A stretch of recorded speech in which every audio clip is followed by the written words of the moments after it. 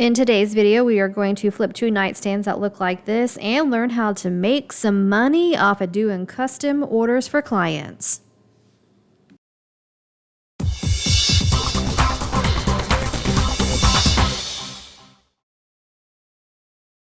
This is a pair of nightstands I found at a local estate sale a couple months back. These are in excellent condition. They do have minor wear and tear, but the main thing with them is the orangey wood tone is just super outdated. I posted a before picture on Facebook Marketplace saying I could custom paint these for you, and that is how I found my client. So I asked her for pictures of the look that she is wanting, and that brings me straight to my first point. Make sure that it is a look that you can do before you agree to do a custom order for a client. She liked the look of this nightstand, but wanted to add some dark glaze or wax for an antique look. This is actually a picture of my work, so I knew this was a look that I could put together and create for her, so I said yes. Most of my flips start by removing the original hardware. And this takes me right into point number 2 when working with custom orders. I don't start any work on a piece, even as simple as removing the handles, until I have received a deposit payment. There's many different ways or rules to do it. I've just been burned in the past, so it is just my requirement now I require half upfront before I even get started. I highly recommend taking different methods of payment like Cash App, Venmo, etc. so you can make this deposit convenient and easy to make. Now that the hardware is removed, it is time to get to cleaning. In our household, we are trying to do our part of reducing and reusing. Instead of using plastic bottle after plastic bottle of degreaser, I bought a glass bottle off Grow, which is where I buy most of my household cleaners, and I'm using a home recipe from now on to clean my pieces. I place half a cup of vinegar in the bottle and then add 2 tablespoons of baking soda. Make sure that you do this in the sink because the baking soda will make it bubble. Let it finish bubbling over and then fill the remaining of the bottle with water. This recipe is environmentally and economically friendly, plus it gives a really nice clean surface for your paint to adhere to. I use this spray on the outside of the nightstands, the inside, the front of the drawers, the inside of the drawers. Just cleaned all the surfaces as well as possible. After thoroughly cleaning both nightstands, I grabbed a bowl of warm water and a clean lint-free cloth and rinsed off any remaining cleaner residue. So I've noticed that some furniture flippers skip this part, but a cleaner or degreaser, think of it as a remover. So it's removing grease and grime from a piece. And I don't want any product that's considered a remover on the surface that I'm about to paint. So make sure that you rinse off your cleaning residue after thoroughly cleaning. So I've got one of my fur babies in the workshop with me today. This is Rousey. She is our pit and boxer mix. She is such a sweet girl and probably the best dog that we have. While I wait for the surface to air dry, I grab my painter's tape and I just tape off the sides of the drawer and the inside of the body of the dresser, the areas that I do not want paint, for a more professional look. My YouTube channel is fairly new, but I have been flipping furniture for 8 years, so if that's something you're into, go ahead and like, subscribe, and hit the bell. So have you seen that TikTok challenge, kiss your dog on the head and record their reaction? Well, I gave my sweet baby a kiss, and she just gave me a face full of kisses. All right, then I head inside and grab my Dawn dish soap and a toothbrush to clean the handles. I just give them a really good scrub on the front side, the back side, rinse them off thoroughly, and then set them aside to let them air dry. I have a couple different methods I use when it comes to cleaning hardware, but this is what I do whenever I'm going to keep the original hardware and just update it by spray painting it.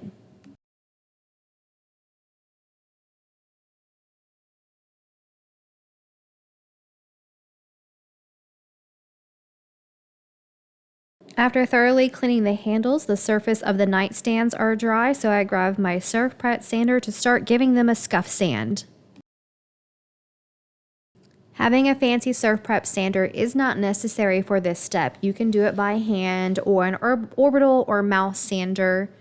You just definitely want to scuff sand your surface so your primer has a nice surface to adhere to. For those that are new to painting and don't know what scuff sanding means, basically I'm not trying to remove the finish here. You'll see a dusty film over the areas that I went, but basically my goal is to make tiny microscopic scratches in the current finish so that primer can grip, so it gives it some tooth.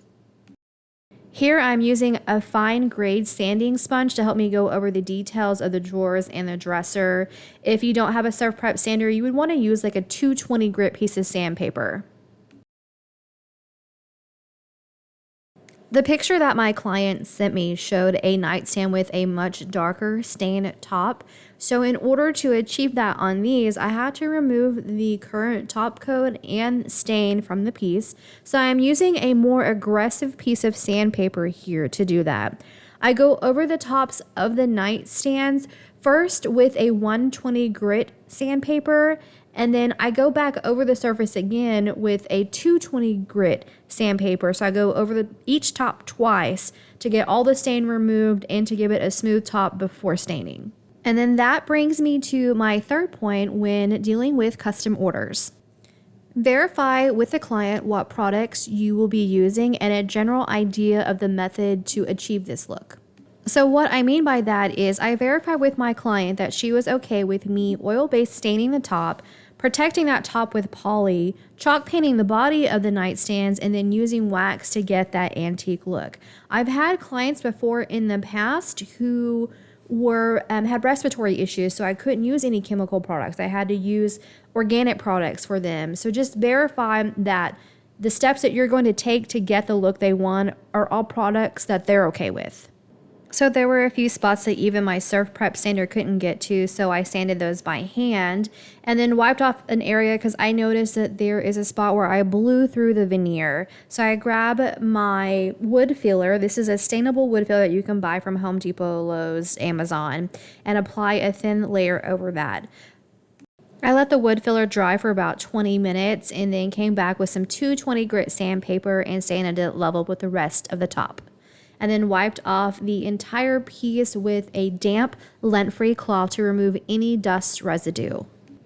I made sure to wipe off the tops of the nightstands, the body of the nightstands, and the front of the drawers.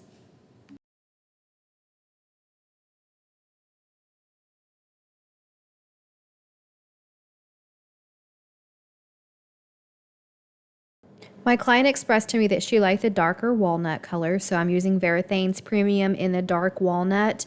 To apply this, I like to use a clean t-shirt piece and then go in circular motions. The reason why I go in circular motions is so the stain gets down into the wood grain. And then I go over the whole top in circle motions and then go back over in long swipes, wiping with the grain. And then lastly, I applied the stain to the edges of the top of the nightstand, let that set for a few minutes, and then grab a piece of clean old t-shirt and wipe off any remaining stain excess.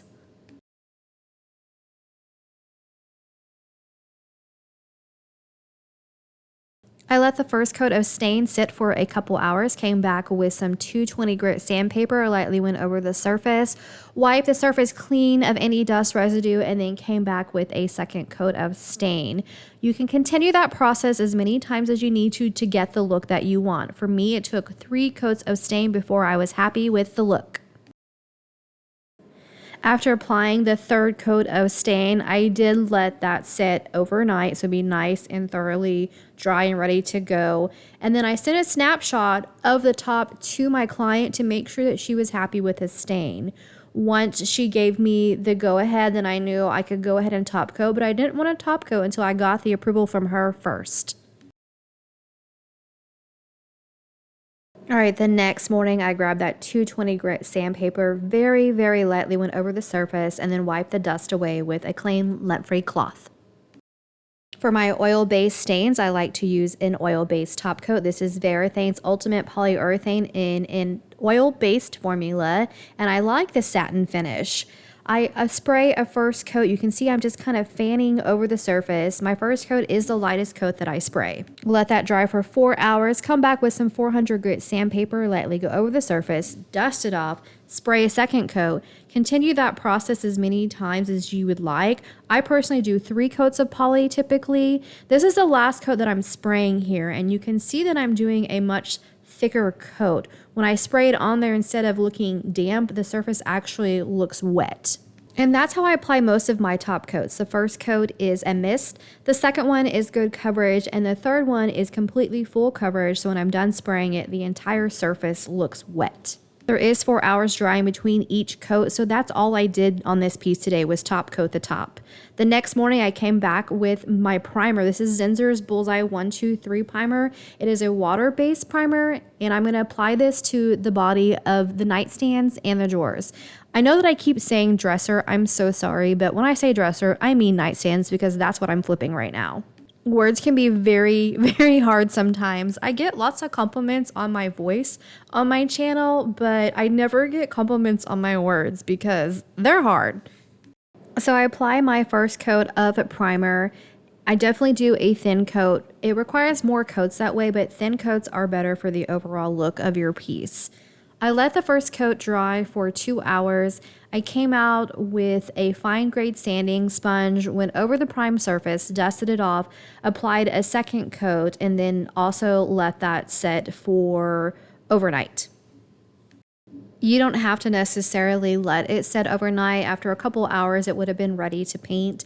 But you can see my drop cloth behind the nightstand. I have another piece that I'm working on, so I was ping-ponging back and forth on these pieces.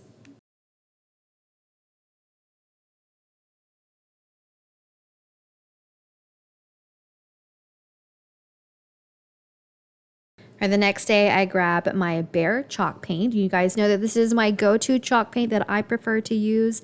And this is a color from the Behr Marquee Choices. It's called Downtown Gray. It's a nice light-ish to medium gray. It's not super duper light. And then I'm trying out this new Rolling Dog 2-inch angled brush that I ordered off Amazon. All right, I'm in Oklahoma and it's still hot here. So I mist my surface of the nightstand, mist my brush, and then dip it in my chalk paint to start. And this is something that I constantly do as I'm applying the chalk paint. So the trick to get little to no brush strokes is to work in thin coats. Don't get a whole lot on your brush, just a little bit of paint at a time, and then use a spray bottle or a mist bottle to help thin out the paint. So I am constantly spraying my surface and spraying my brush because it's like 99 degrees on this particular day. Okay, so back to the brush. I got this from Amazon. I will let you guys know that I am now an Amazon associate, so any links I have down in the description are special links to let them know that I'm the one that referred you, and it gives me a tiny kickback, but I promise you it's like next to nothing. So my supplies that I buy are bought with my own money, and they are my own opinion still. This brush is fantastic. I have been using the 2-inch Wooster, and I've been trying out the 2-inch Palm brush, and this brush beats them. It is soft. The paint just glides on. From now on, this is my go-to brush. All right, while I let the first layer of paint dry, I switch my attention to the handles. Use some 220 grit sandpaper just to scuff up the surface. Dust them off with my super fancy feather duster. Oh. And then I grab this oil bronze spray paint. Rust-Oleum is the brand that I use. I do the handles down, flip them up, handles over. Let it hour dry between each coat, and then let those set to thoroughly dry. I let each coat of paint dry for 2 hours and then come with this fine grit sanding sponge, let it go over the surface, and then wipe the dust away.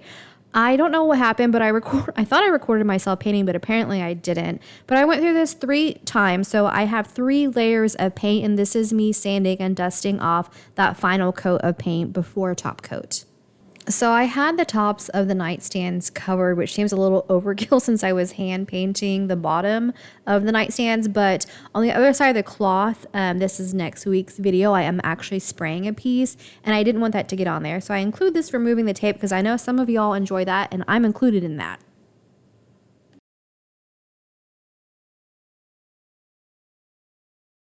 All right, to the body of the nightstands and the drawer fronts, I'm using this Behr's decorative wax in clear. So this is the first coat that you want to do to apply before you do the antique wax look. I use a clean t-shirt piece, get some wax on there, and just wipe it over. Now, some waxes you have to like use a brush and work into the paint.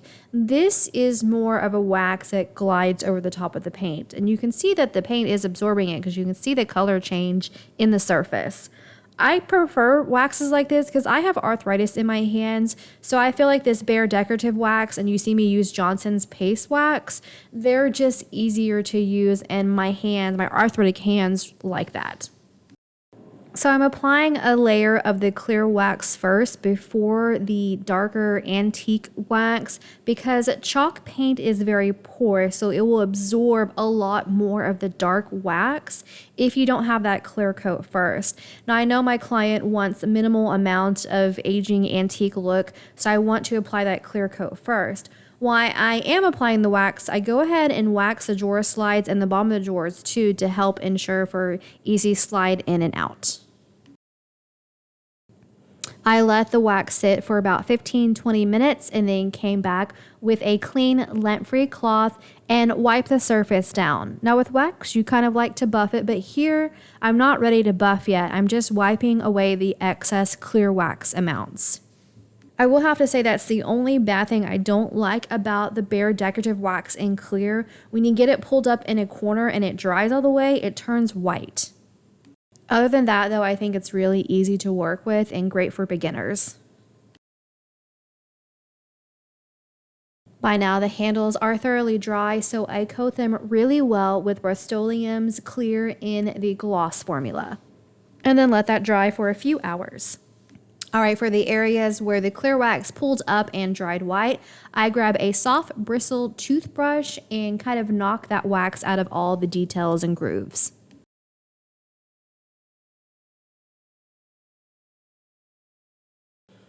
All right, after all the white chunks are gone, I grab Behr's decorative wax, this time in the dark antique color, and I grab an old brush, dab some on there. Very little bit of wax goes a very long ways.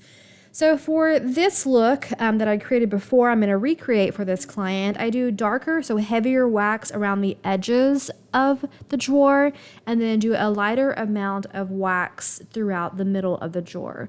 So think about where there's normal wear and tear, like usually the edges are scuffed up or have more dust caked on them and old pieces.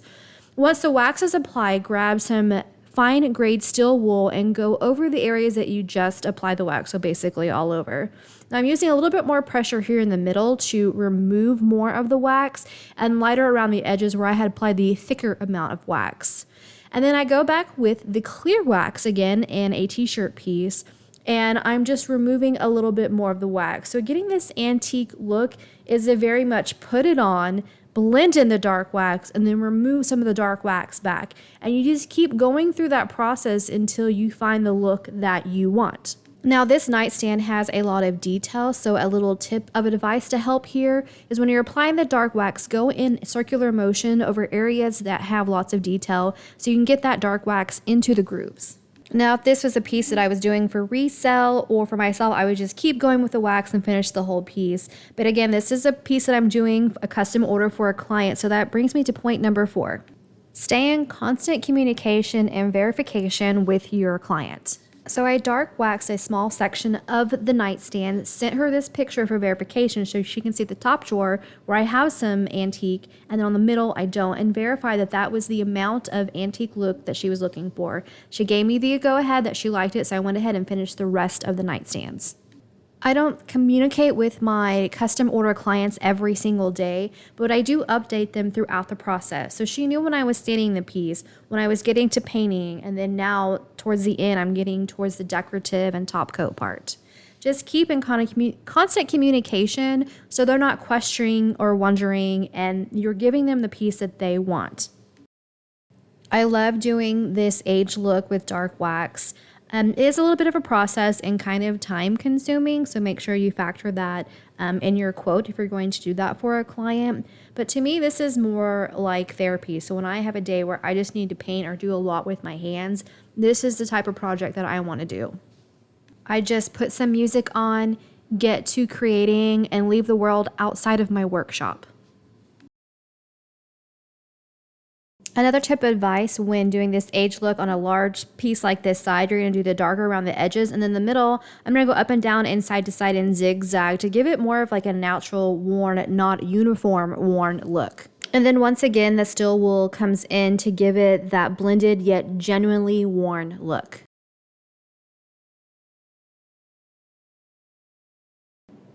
Okay, so I'm not quite done yet, but I am going to go ahead and put the handles on so I can send a picture of the look to the client. I know this kind of ruins the final reveal, but I want to verify with her before I add the final top coat on everything that she is happy with the look. So that brings me to point number 5, double check or no paycheck. So before you put that final top coat on everything, make sure the client is 100% happy. My response back to those pictures were, oh my God, it's so gorgeous. So I went ahead and grabbed my lint-free cloth, and here I'm buffing the nightstands. I'm not using super hard pressure here, just about a medium amount of pressure to buff the dark wax because I've got one more coat of wax before I'm finally done. All right, to protect the dark wax and even the top more, I'm going to add a coat of clear wax over the entire surface. Yes, I know the top is oil-based polyurethane. It's had a few days to cure, and you can actually add wax on top of poly. You just don't want to add wax before poly because the poly won't stick. There are exceptions to that rule, but that's the general rule to follow. After adding the clear coat of wax over everything, the handles, the drawers, the top, I let that set for about 15 or 20 minutes, came with a lint-free cloth, and then one last time buffed it. But this time I did it a lot more aggressive. The more you buff wax, the more sheen you're gonna get. Some of you have been asking for a top coat guide. In this video, I went over the oil-based top coat spray that I like to use on top of oil-based stains, and then I went over the wax that I like to use for a decorative finish. In next week's video, I will be going over what water-based poly I like to use when top coating paint. And if you watch my channel in the past, you know that I also use Johnson's paste wax as well when I'm not doing a decorative finish. Here is a quick look at our before. And now here are the after snapshots. I hope that you found this video helpful and enjoyed going over the points that I made regarding custom painting furniture for people. If you're not interested in that information, I hope that you at least enjoyed watching this flip. My YouTube channel grows more and more every single day, and I'm so appreciative and thankful for you all. Pretty soon I will have enough members where I can start offering a membership to my channel where I go into detail more about things like custom painting furniture and selling of furniture, where I find furniture. All right, the numbers. I bought this set of nightstands at an estate sale for $80. I sold them to the client for $350 redone, and she brought me another piece to do. So there definitely is some money to make doing custom orders for clients. Thank you all so much for sticking with me until the end. I'm so excited to show you next week's video. It was such a fun flip to do. And until then, I'm going to pop some videos up here for you to watch. As always, until next time.